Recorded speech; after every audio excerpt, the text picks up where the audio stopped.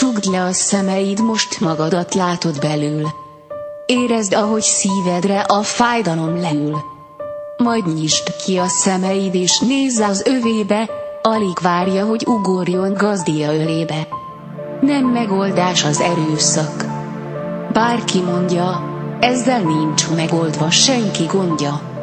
Szerető kezet várnak mindig tőled, a gazdi tekintetét, és mosolyát főleg. Ne félj, hogyha adsz, neked kevesebb marad, néha nem kell több, csak egy kedves szavad. Tudják ők, hogy mi lesz szándékod, még a játékból is fejelik ágyékod. Akaratos néha, vagy nem is hallgat rád, nem buta ő, csak játsza az agyát. Okosabbak ők, mint azt mi gondolnánk, szavak nélkül kérdezik, hogy van-e gépsonkánk.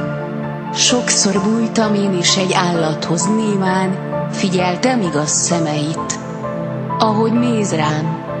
Erőszak közben, hogy is jutna eszembe, akinek igen, rácsok mögé teszem be.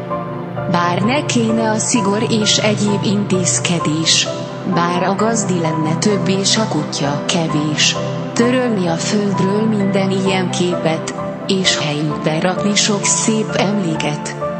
Nem nagy szavak ezek, amit ide írtam, de bevallom, még ezt tettem, picit sírtam. Maradunk azok igaz rendes emberek, akik titeket mindig megvédenek.